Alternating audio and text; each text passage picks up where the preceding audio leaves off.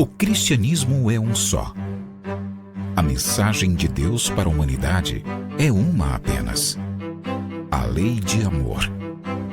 E chegou à humanidade por intermédios de muitos mensageiros divinos, tendo seu ápice em Jesus, nosso mestre e guia.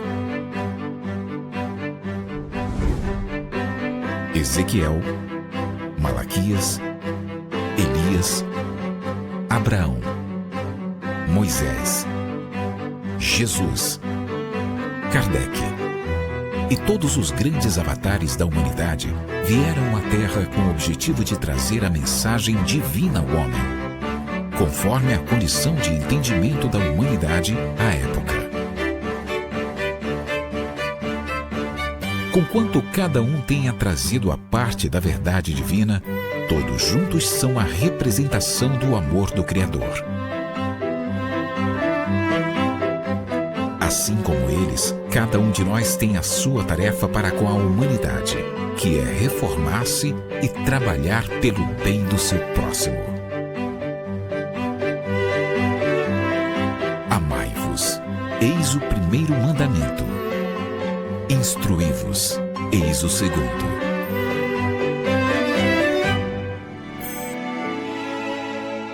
Conhecendo o Espiritismo. Centro Espírita Online Casa de Jesus, a morada de todos os corações.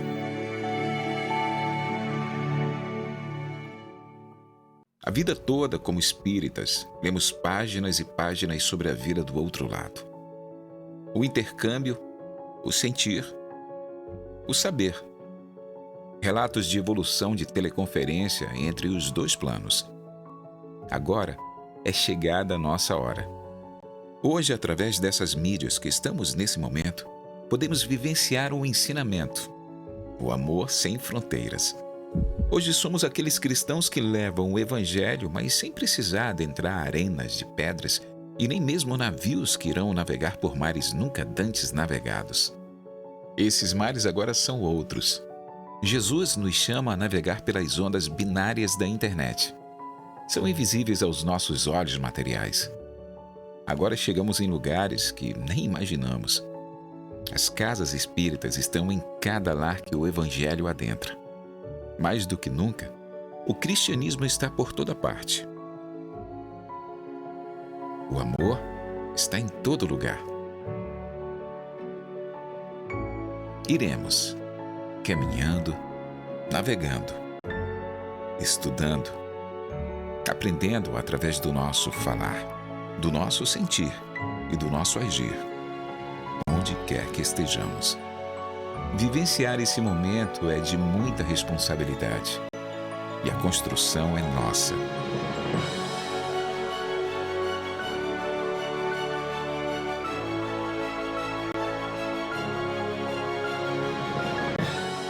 E a verdade é que tudo isso é só o começo.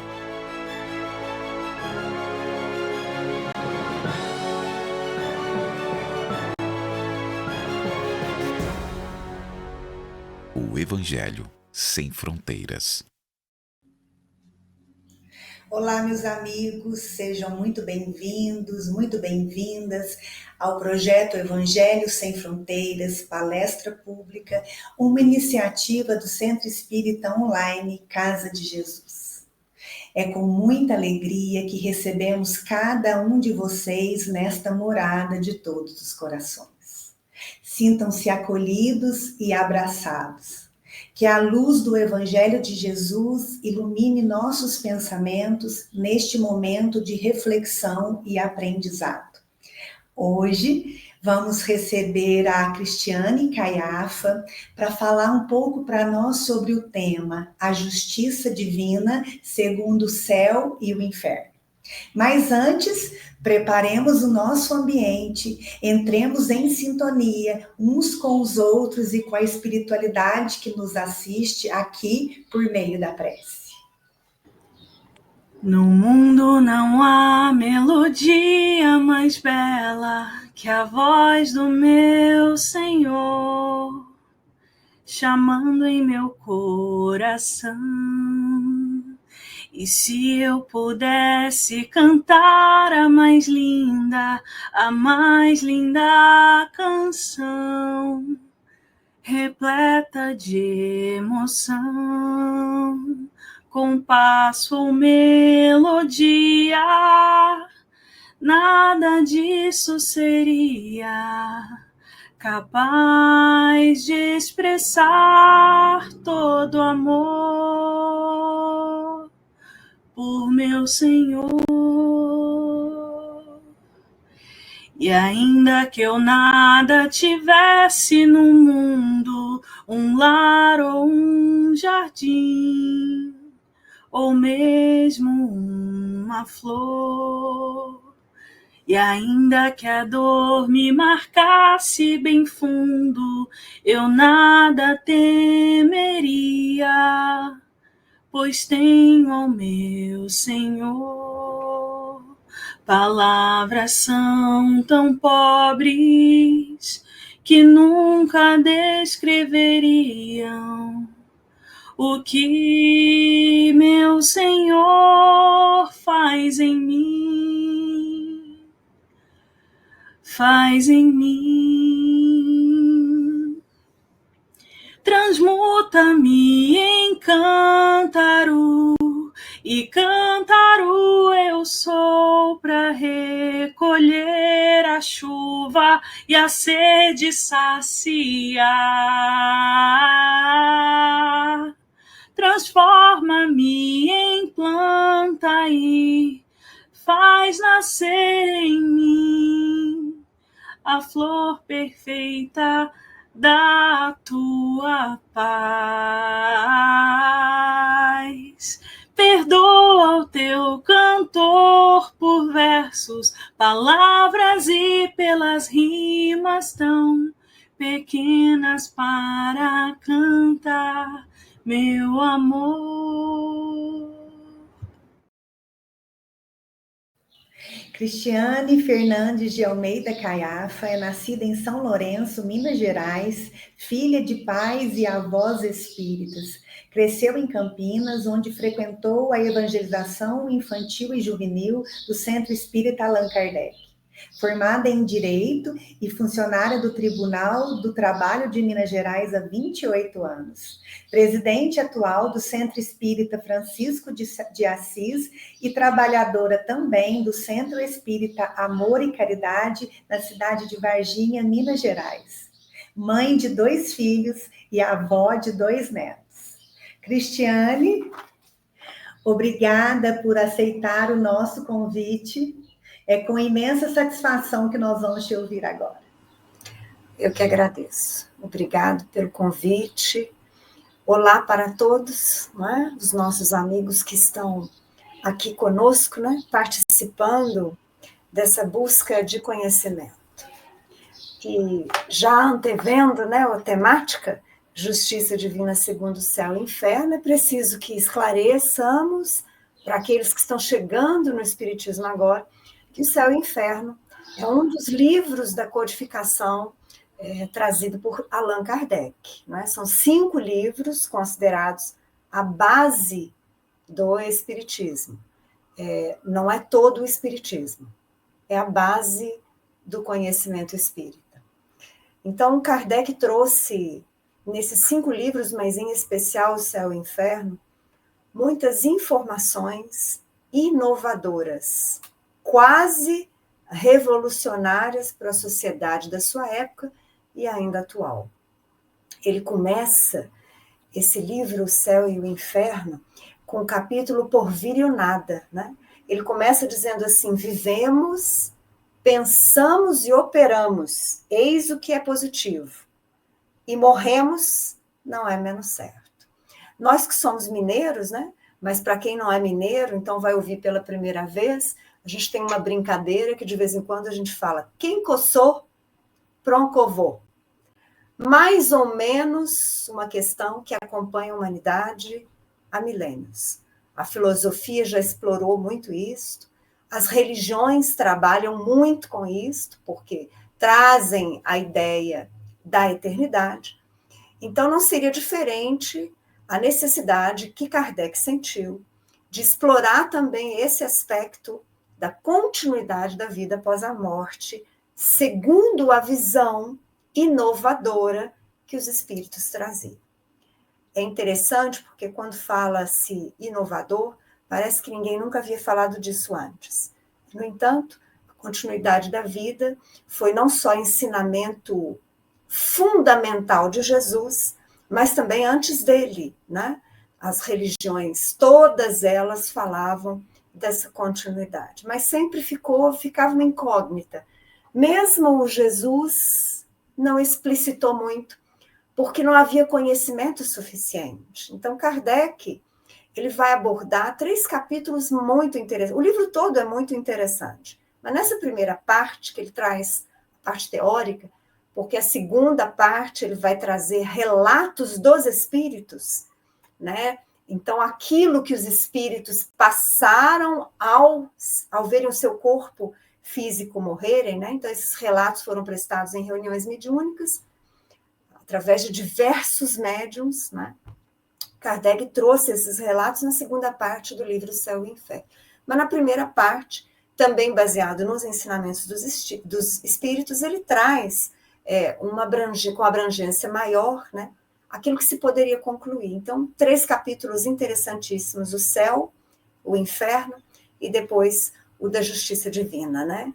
Então, ele começa lá no capítulo céu, ele vem dizendo assim, as ideias do homem estão na razão do que ele sabe. Isso é muito claro.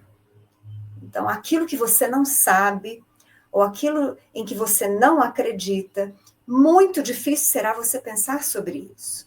E aí vai mais uma vez um convite a todos nós espíritas, ou simpatizantes do espiritismo, né? Que possamos abrir os nossos olhos, abrir o nosso pensar e nunca restringi-los.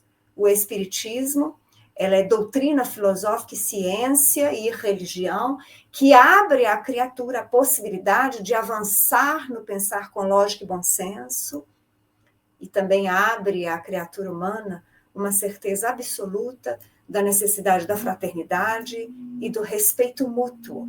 Por isso que nós não poderemos, como espíritas ou simpatizantes do espiritismo, trabalharmos com visões preconceituosas. Então, Kardec, dentro disso, ele faz um apanhado rápido nesse estudo, apresentando qual era a visão do céu para os pagãos. Porque até então, apesar do judaísmo já apresentar o Deus único, o que muito graçava no mundo então civilizado da época era também o politeísmo. Né? Então, ele vai apresentar algumas noções daquilo que os homens pensavam ser o céu. Então, era o céu beatífico, de todas as delícias, mas principalmente era um céu localizado. Ficava acima das nuvens e ponto. E como a ciência ainda não havia avançado o suficiente, aquilo era suficiente para os povos de então. Para nós, que habitamos naquela época e muitas outras épocas, nós, então, as nossas ideias, inclusive sobre Deus, eram baseadas naquilo que nós sabíamos. Então, quando alguém falava para nós que o céu, que o Elísio, o que seja o que fosse, ficava acima das nuvens, estava tudo bem, porque a gente não conseguia acessar o acima das nuvens. E Kardec vai, então, finalizando esse capítulo, né? Demonstrando que a própria ciência veio desconstruindo isso. E por que Jesus não desconstruiu isso, né? Se ele, como governador espiritual da Terra, já tinha informações muito, mas muito mais avançadas, até mesmo do que as que temos hoje. É porque a doutrina, não vamos falar doutrina, o amor de Deus não é nunca violento. Ele acompanha a capacidade das criaturas. Então, Jesus limitou-se, né, a falar das bem-aventuranças para aqueles que cumpriam os deveres conscienciais, aqueles que tinham na solidariedade, na caridade, né, um trabalho incessante. Ele enalteceu o servir, né, o trabalhar, a honestidade, a fraternidade entre todos. Ele veio igualar-nos, porque enquanto o judaísmo selecionava, porque Jeová preferia os hebreus, os judeus. O Pai que Jesus apresentou é o Pai que iguala a todos, judeus, gentios, como eram conhecidos aqueles que não praticavam o judaísmo. Então, Kardec vai fechar essa noção de progresso também nas ideias. Porque, então, na antiguidade, o politeísmo, ou essa visão ainda restrita, mesmo judaica, desse céu que não se tinha muita informação. Jesus não mexeu muito com isso, mas deu a noção de felicidade quando você é bom. E aí ele finaliza passando, né, que a ciência já havia trazido novas conquistas, né? E nós hoje podemos dizer, então, já no século XXI, que nós já sabemos, efetivamente, que o céu, um local material, seja ele material, não se encontra em cima das nuvens. Porque nós temos já incontável número de satélites, de sondas, já tivemos viagem à Lua, enfim, a gente sabe que neste plano, na dimensão nossa, não tem céu material acima das nuvens, ponto. No capítulo Inferno, Kardec vai trabalhar mais ou menos a mesma ideia. Ele começa apresentando aquilo que os pagãos diziam sobre o inferno. As geenas, né? Ou então os lugares no qual a alma queima sem destruir-se, né? E aí ele traz, é interessante, Kardec traz uma série de relatos, sabe? Que a gente vai falar assim, nossa, dá até um pouco de pessimismo na gente, né? Imagina quem acreditasse nisso. Era meio desanimador, penso eu. Mas Kardec traz isso como exemplificação.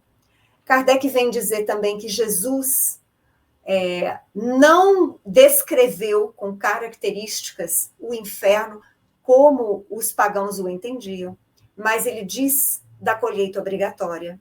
Né? Ele traz algumas poucas passagens no Evangelho que nos ligam a este resultado infeliz quando o homem faz más escolhas, quando o homem tem maus sentimentos, quando ele tem más ações. Então, ele dá a entender essa infelicidade no reino de Deus, né?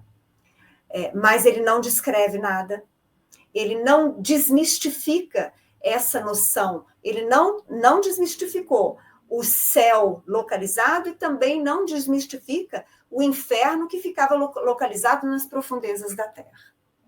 No século XXI, a gente já sabe que não está bem lá. Né? Da mesma forma, a nossa ciência já avançou e a gente sabe que nas nossas profundezas existem uma série de cavernas, de situações minerais, que o núcleo da Terra ele tem um líquido queimando o tempo inteiro, né? Uma bola de ferro, um calor um calor muito grande. Então, nós já sabemos que todo esse olhar para céu e inferno vem de uma simbologia que indica para nós as necessidades de análise e de meditação sobre aquilo que o Velho Testamento trouxe, mas principalmente sobre aquilo que Jesus trouxe. E aí vem, finalmente, né, o terceiro capítulo. Não é terceiro, eu não sei bem a numeração, tá? A gente está no meio.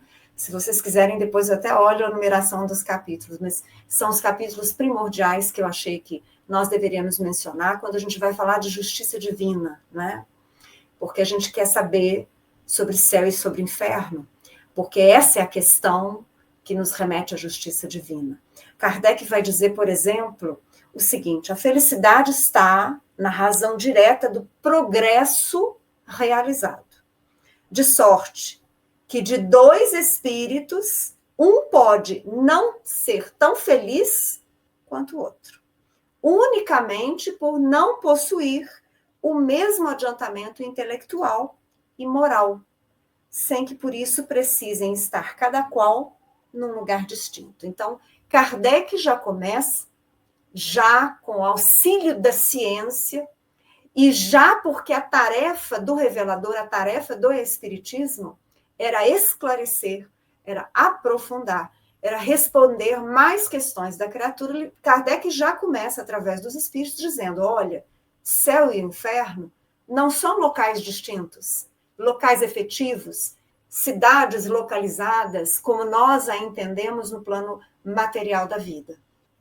Você pode ter o céu e o inferno dentro de você, dependendo do seu adiantamento intelecto-moral diante das situações que você vivencia.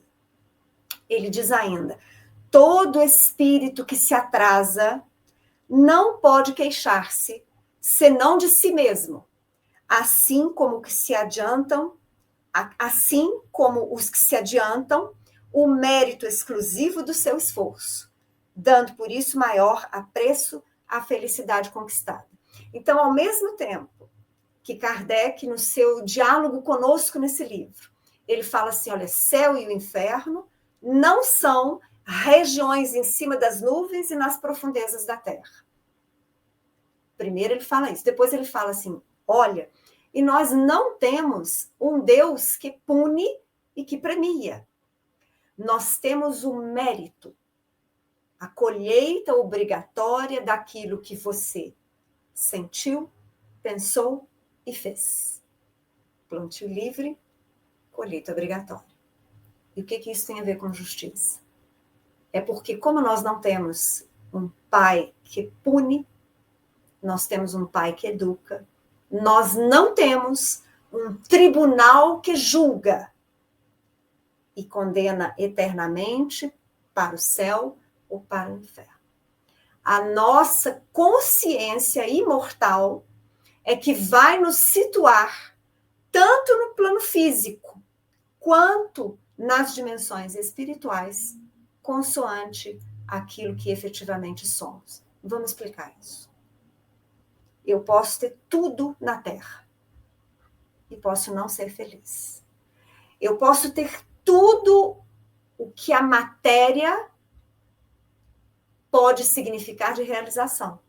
Eu posso ter poder, ter beleza, prestígio, muito dinheiro. Eu posso ter absolutamente todas as facilidades materiais e posso não ser feliz. Eu posso trazer comigo uma alma atormentada por questões íntimas, atormentada por relacionamentos difíceis em família, profissionais, com quem seja. Eu posso ser um tormento em mim mesmo. Nada daquilo que tenho me satisfaz. Nada daquilo que tenho me cura, porque a minha alma não está bem. Primeiro ponto. E ao desencarnar, eu vou ser atraído como espírito imortal para as regiões, as dimensões espirituais com as quais eu me afinizo. Então, o Fred, que é um dos fundadores do Centro Espírita Francisco de Assis, talvez eu ainda não tenha falado isso aqui com vocês, porque eu sempre conto, às vezes a gente vai ficando repetitiva, mas ele dizia assim, que aqui na Terra nós vivemos uma salada de frutas. Então, é laranja que vive com maçã, com banana, com abacaxi, todas as frutas, dizendo que todos nós, em experiência no plano material, em diversos níveis evolutivos, aqui estamos para o aprendizado comum. É a salada de fruta.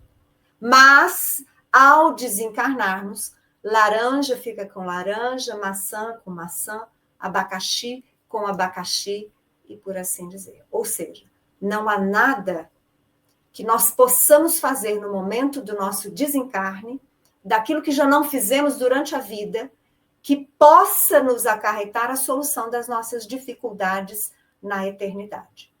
Em resumo, se eu fui uma má pessoa, não adianta nenhum expoente de nenhuma religião me perdoar, não adianta eu pagar nenhum valor que seja, que eu não vou estar numa condição espiritual boa nas dimensões espirituais. O que garante a minha desencarnação suave e o que garante uma situação espiritual como desencarnado feliz é quem eu sou. que eu sinto, o que eu penso, o que eu fiz durante a minha trajetória no plano físico.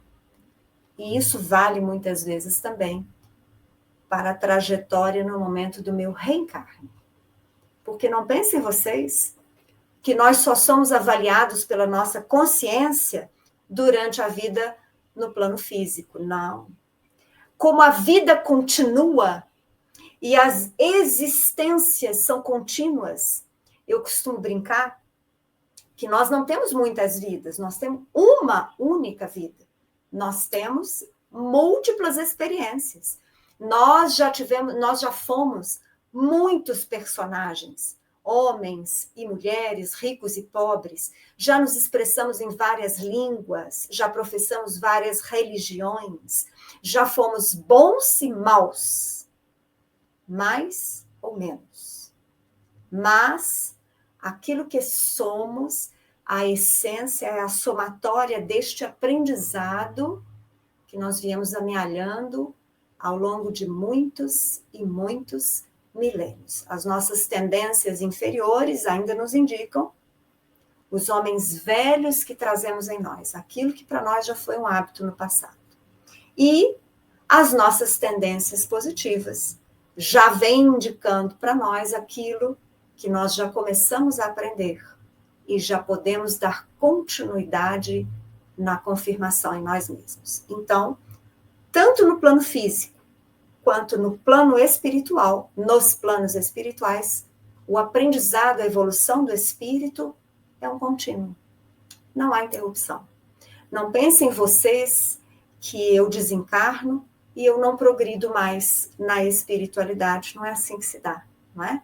Porque para nós espíritas, dentro da concepção que os espíritos nos confirmam, né, que Kardec nos traz, existem muitas dimensões espirituais. Alguns dizem que são 7, alguns dizem que são 11. Nós não vamos entrar nesse detalhe, porque não é esse o nosso objetivo nesse breve estudo. O fato é que nas dimensões espirituais nós continuamos vivendo, continuamos estudando, trabalhando, amando, nos comprometendo, reencontrando espíritos amigos e amados, mas também continuamos trazendo conosco os preconceitos que ainda possuímos, os ódios que ainda não conseguimos perdoar. Continuamos nos perseguindo se ainda não conquistamos a paz e ainda não sabemos ser pacificadores. Então, não há um milagre no momento da morte. Nós vamos lidar conosco. É por isso que não há um Deus julgador, mas há uma consciência que delimita exatamente a sua colheita obrigatória. Kardec vai dizer assim: nem favores, nem privilégios que não sejam o prêmio ao mérito. Tudo é medido e pesado na balança da estrita justiça. Não poderia ser diferente. Porque isso tudo que eu falei para vocês fala de justiça. Mas eu queria colocar uma situação, antes da gente avançar, essencial, para que nós possamos compreender efetivamente a justiça divina, ou pelo menos começar a buscar a compreensão acerca dela. No passado, quando nós ainda defendíamos, no passado secular, as existências únicas, era natural para nós que Deus tivesse os seus escolhidos. Então, nós tínhamos uma única experiência na vida material, pensávamos assim. E Deus, então, aparentemente escolhia. Você vai nascer tendo todas as facilidades. Você também é meu filho, mas vai nascer tendo todas as dificuldades. Você vai nascer e vai viver 100 anos. Você vai nascer e vai viver 40 minutos. Você não vai nem chegar a nascer. Ah, você vai ser daquele país onde todas as oportunidades vão ser ofertadas. Você vai nascer naquele país onde não só a miséria, a graça, mas onde também muitas vezes a guerra, varre todas as criaturas. Então, quando nós pensávamos em uma vida só, era natural que nós aceitássemos que tudo são desígnios divinos insondáveis. E para nós, diante disso, também era natural, nesse raciocínio limitado que tínhamos, que um pai deixasse toda a sua fortuna para o filho mais velho. Se fosse menina, também não ia receber, só os homens recebiam. Então, seria natural, dentro da limitação do nosso senso de justiça, que nós aceitássemos essas incoerências com a bondade e a justiça absolutos. Hoje, em que mais esclarecidos, nós nos situamos no estudo e na vivência do Espiritismo, a reencarnação é a chave da justiça divina. Porque sem ela, Deus é tão somente um Pai que faz escolhas que não compreendemos. Protege alguns filhos em detrimento de outros. Para nós, com a reencarnação, Deus é Pai de absolutamente todas as criaturas. Não importa a sua cor, o seu credo, a sua opção sexual, não importa o país que você nasceu, a fala, a sua cultura, não importa. Deus é Pai de todos nós. Mas e as divergências, as diferenças que continuam acontecendo num mundo tão desigual como este em que ainda habitamos, que é a Terra? São colheitas obrigatórias. É o aprendizado necessário às lições que você desertou no passado. Então, se você, em vidas pregressas, foi perdurário, tinha muito dinheiro, fez mau uso, foi muito egoísta, muito avarento, é natural e você pode apreciar a justiça quando, às vezes, na presente reencarnação, a sua colheita é a carência. Se você, em vidas pregressas, tinha muita inteligência, uma capacidade cerebral invejável, uma memória invejável, e fez mau uso, você foi corrupto, você corrompeu, você se deixou ser corrompido, você desviou dinheiro. Quantos crimes você arquitetou e realizou, nem que tenha sido só no pensamento. Fez mau uso da sua capacidade intelectual. Não seria novidade se pela justiça divina, agora, na presente experiência reencarnatória, você também colhesse carências nessa área. Tem um pouco de limitação na memória, ou tem uma limitação muito específica, ou nasceu realmente com um equipamento cerebral limitadíssimo, no qual você tem intensa dificuldade de expressar-se. Vai ter que ser cuidado a vida toda. Tudo são aprendizados, não punições, porque o espírito permanece sendo o ser completo. Então, a sua inteligência você não perde. Só o equipamento que vem mais limitado, não é? Então, a capacidade de amanhã ter experiências em meios, vamos dizer assim, mais, como eu poderia falar, mais favorecidos, você não perdeu. Porque se o aprendizado for realizado e você se tornar mais capaz, você amanhã receberá novamente de Deus novos mandatos, nos quais você haverá de bem administrar os bens que tiver recebido nas experiências que vierem, experiências reencarnatórias. Então, a chave para entendermos a justiça divina é a reencarnação. Sem ela, você vai só confiar nos caminhos insondáveis do Senhor.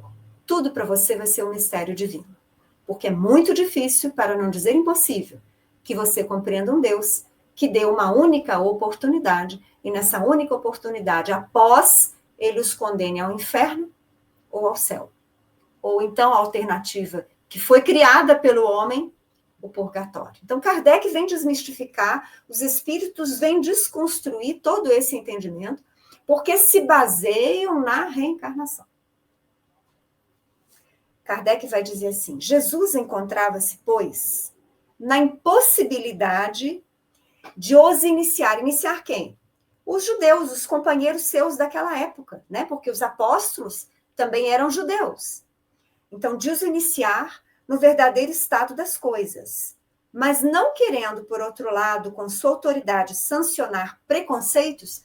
Quais os preconceitos, gente? Esse medo atroz do céu e do inferno. Quer dizer, medo do inferno, né? Porque o céu, as criaturas acreditavam que era só você agradar, você fazer oferendas, infinitos tipos de oferendas ao longo da sua vida a Jeová, que você estava certo de ir para o céu. Né? E o medo do inferno, qualquer erro que você cometesse, você estava condenado ao inferno, e isso era eterno, era uma condenação eterna. Então, Jesus não queria manter estes preconceitos. Absteve-se, segundo Kardec, isso é grafia de Kardec no livro Céu e Inferno, absteve-se de os retificar, deixando ao tempo essa missão.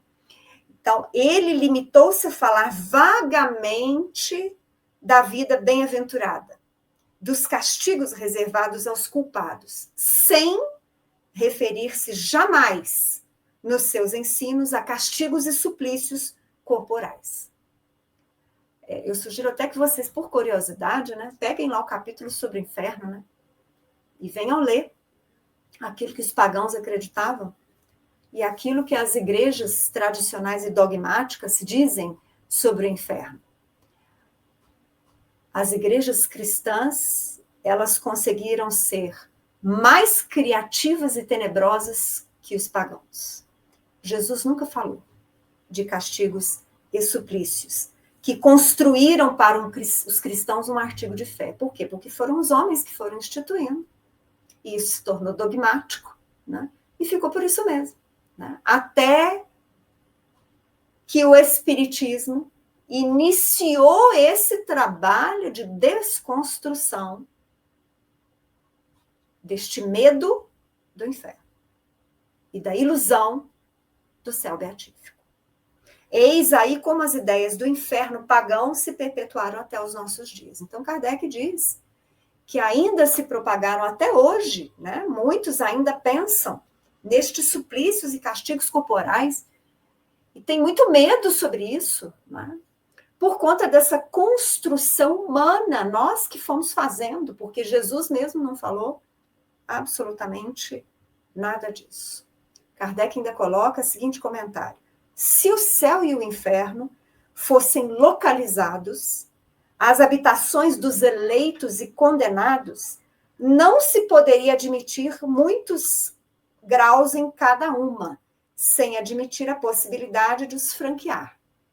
E, consequentemente, o progresso. Ora, se há progresso, não há sorte definitiva. E se há sorte definitiva, não há progresso. Jesus resolveu a questão, escreve Kardec, quando disse: há muitas moradas na casa de meu Pai. Que se diga que a alma é o seu próprio algoz, que Deus não a persegue e apenas a abandona, eles ainda diziam. Vocês sabem que nas igrejas tradicionais e dogmáticas, né, ainda há alguns entendimentos, né, algumas encíclicas, que dizem assim, que de tempos em tempos o Criador vai ver o sofrimento das criaturas condenadas no inferno. Vejam só. Vocês imaginem, era uma coisa que eu imaginava muito quando adolescente, né? Vocês imaginem uma mãe que foi muito boa. Foi uma mãe simples, mas uma mãe amorosa, justa, mãe de muitos filhos, que fez o seu melhor por todos eles. Ela desencarna. E ela vai, então, para uma dimensão espiritual feliz. O que poderia, para os tradicionalistas, ser considerado um céu. Então, essa mãe está numa situação feliz no reino de Deus. No entanto, alguns de seus filhos, ou um dos seus filhos, não conseguiu aprender as lições. E nem o exemplo que essa mãe deu. Ele se desvia. E ele toma um caminho muito, muito infeliz na Terra. E ele desencarna. E vai, então, se localizar numa zona espiritual muito triste. Essa mãe vai ficar feliz pela eternidade com esse filho, pela eternidade infeliz? Nunca. Como isso poderia ser justo? Nunca seria justo. Então, a reencarnação, ela possibilita a evolução do espírito. Nesse mesmo exemplo, esse filho numa dimensão espiritual infeliz. Pelo espiritismo, não eternamente. Vai ser concedida pela misericórdia do Pai nova possibilidade de uma experiência reencarnatória. E muitas vezes essa mãe pede, solicita o encargo de ser novamente mãe dele, ou de o acompanhar de alguma forma, como anjo da guarda, ou reencarnando junto a ele, para que ela possa novamente tentar reorientá-lo. E esse espírito sobe um degrauzinho, intelecto e moral, desencarna novamente, numa situação não muito infeliz, mas ainda não como a sua mãe. Vai receber dali a pouco, depois que ele também tem um aprendizado na espiritualidade, nova oportunidade de retornar. Muitas vezes novamente com essa mãe, como anjo da guarda, ou como companheira na vida física, e avança mais um pouco. E finalmente, de pequenas conquistas em pequenas conquistas, ele avança e pode alcançar a mesma situação espiritual evolutiva da sua mãe. E aí, ela vai ser feliz. Entenderam a justiça e a reencarnação? A justiça divina sempre vai estar acompanhada da misericórdia. E só a reencarnação permite esse entendimento. Mas vamos continuar, né? Vamos entrar agora, lá no livro Céu e o Inferno, eu queria trazer para vocês, porque Kardec foi um pedagogo, um grande pedagogo.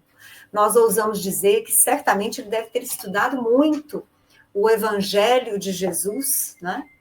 Para que ele pudesse trabalhar em tão pouco tempo tudo que ele trouxe nas obras básicas da codificação espírita.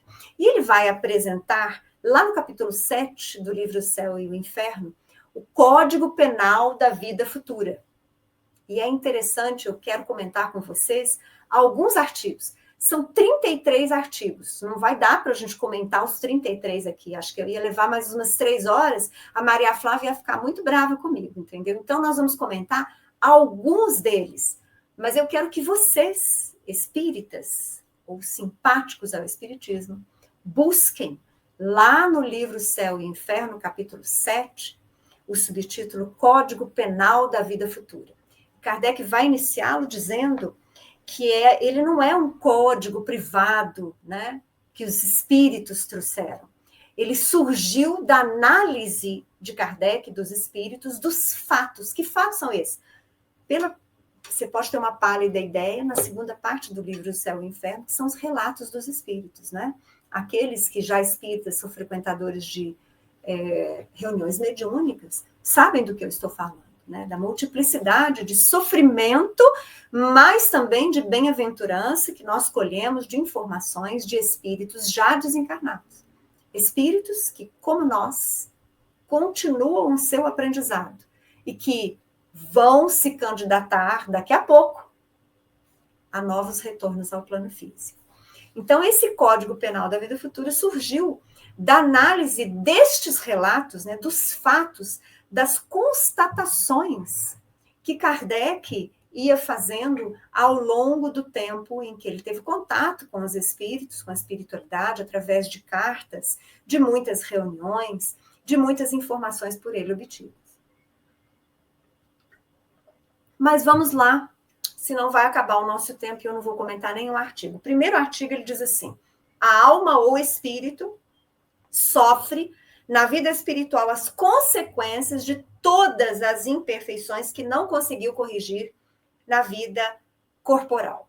O seu estado feliz ou desgraçado é inerente ao seu grau de pureza ou impureza. Então, ele já começa dizendo aquilo que eu estava comentando com vocês. É a colheita obrigatória, é a continuidade. A vida no plano espiritual é a continuidade da minha vida no plano físico. Se eu sou atormentada no plano físico, a minha mente é atormentada, a minha emoção é sempre um vulcão, né? Eu sou extremamente impulsiva, colérica, sofrida mesmo, eu vou desencarnar com essas mesmas características. Pensem sobre isso. Segundo artigo, a completa felicidade prende-se à perfeição, isto é, a purificação completa do espírito. Aí eu pergunto para vocês, existe felicidade plena aqui? Não, porque nós não somos espíritos puros ainda. Nós temos momentos de felicidade, momentos de alegria verdadeira, porque eu não estou nem falando na alegria das conquistas materiais, eu estou falando momentos de felicidade verdadeira. Quando você recebe um filho, quando você recebe um neto, né? Quando você tem um bom amigo e você compartilha com ele de momentos de afinidade, de sintonia, são momentos de felicidade. E uma realização, um objetivo que você se propôs, quando ele é, então, voluntário e sem pagamento, a felicidade é maior ainda. Terceiro artigo. Não há uma única imperfeição da alma que não importe funestas e inevitáveis consequências, como não há uma só qualidade boa que não seja fonte de um gozo. Os nossos momentos de felicidade e de infelicidade vão acompanhar quem somos. Aquilo que sentimos, pensamos e fazemos. Quarto, em virtude da lei do progresso, que dá a toda a alma a possibilidade de adquirir o bem que lhe falta, como de despojar-se do que tem de mal, olha a reencarnação aí, conforme o esforço e vontade próprios, temos que o futuro é aberto a todas as criaturas. Ou seja, Deus não criou uma classe separada de anjos, e alguns deles se tornaram demônios porque se rebelaram contra a vontade divina. Deus não criou unicamente a classe dos homens, que vamos sofrer quase que o tempo todo. Deus não criou só a classe dos animais, das quais nós podemos nos aproveitar, sacrificar, sufocar pela eternidade. A evolução, o progresso são constantes. Nós somos todos criados simples e ignorantes, este é o ensinamento dos espíritos para conosco. E o princípio inteligente, que é o início da nossa caminhada, ele vai atravessar o reino mineral, o reino vegetal, o animal, o hominal, e vamos chegar no reino angelical. Nós vamos. É uma coisa que eu digo muito nos grupos de estudo, quando vêm perguntas sobre fatalidade, sobre determinismo. Eu falo assim, realmente, há uma fatalidade nas nossas vidas. Nós estamos fadados a evoluir. Não tem como escapar. Você pode teimar, espernear, atrasar o seu avanço quantos milênios você quiser. Mas nós vamos avançar. Porque há um determinismo absoluto de Deus para conosco, que é a nossa perfectibilidade relativa. Agora, o tempo vai depender da nossa boa vontade, do exercício da nossa vontade, da nossa persistência, da nossa dedicação, enfim, de nós mesmos. E aí nós vamos pular. Quinto, dependente do sofrimento da imperfeição, como o gozo da perfeição, a alma traz consigo o próprio castigo ou prêmio, onde quer que se encontre, sem necessidade de lugar circunscrito, ou seja, não tem um céu em cima das nuvens e o inferno embaixo da terra. O inferno está por toda parte em que haja almas sofredoras. E o céu, igualmente, onde houver almas felizes. Nós estamos nos encaminhando já para o nosso final. E eu quero pular e ir lá para o artigo 33, para finalizar com vocês, porque no artigo 33, Kardec vai trazer o que ele chama de pequeno resumo de todo esse Código Penal, todos esses artigos, né? Nós paramos no 5º, todos os artigos até o 33º, Kardec vai trazer um pequeno resumo. E ele diz assim que são 3 princípios. O sofrimento é inerente à imperfeição. Toda imperfeição, assim como toda falta dela promanada, traz consigo o próprio castigo nas consequências naturais e inevitáveis. Assim, a moléstia pune os excessos e da ociosidade nasce o tédio, sem que haja mistério de uma condenação especial para cada falta ao indivíduo. Não tem juiz. Nós é que somos os nossos juízes. Podendo todo homem libertar-se das imperfeições por efeito da vontade. Pode igualmente anular os males consecutivos e assegurar a futura felicidade. E aí ele encerra esse capítulo da justiça divina, a cada um segundo as suas obras, no céu como na terra. Tal é a lei na justiça divina. Eu espero que vocês tenham, no mínimo, gostado um pouco desse assunto e, no mínimo, ficado um pouco curiosos para conhecer os demais artigos do Código Penal da Vida Futura. Porque o livro Céu e o Inferno espera vocês, espera a leitura e o estudo de todos vocês. Obrigado mais uma vez, Maria Flávia, obrigada a todos vocês que estiveram conosco até agora, até breve.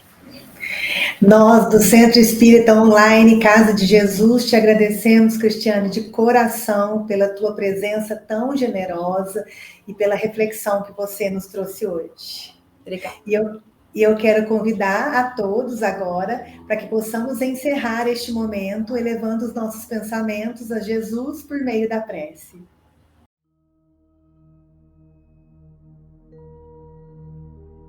Senhor Jesus, governador amoroso da terra, que conduzes este planeta com sabedoria, justiça e misericórdia, recebe nossa gratidão por este momento de luz e aprendizado. Que tuas palavras, semeadas hoje, não fiquem apenas na mente, mas desçam ao coração e se transformem em gestos, escolhas e atitudes de amor. Envolve, Mestre querido, cada lar que nos acompanhou, cada coração que escutou, cada alma que, mesmo cansada, abriu uma fresta para que a esperança entrasse. Que Maria Santíssima, Mãe de infinita ternura, cubra-nos com seu manto de paz, acolhendo nossas dores, silenciando nossas angústias e nos ensinando a amar como ela ama, com presença, humildade e entrega. Que a sensibilidade espiritual bata à porta de cada um, não como imposição, mas como um convite suave à transformação interior. Permita, Jesus, que saiamos deste encontro um pouco mais humanos, um pouco mais conscientes e profundamente comprometidos com o bem, com o perdão e com o amor. Que assim seja.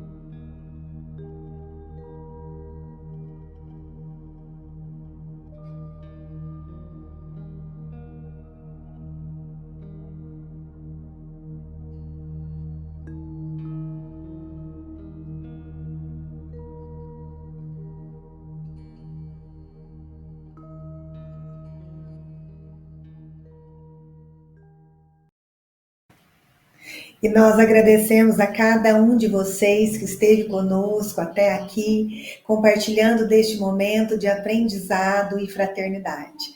Até o nosso próximo encontro, até o nosso próximo Evangelho Sem Fronteiras.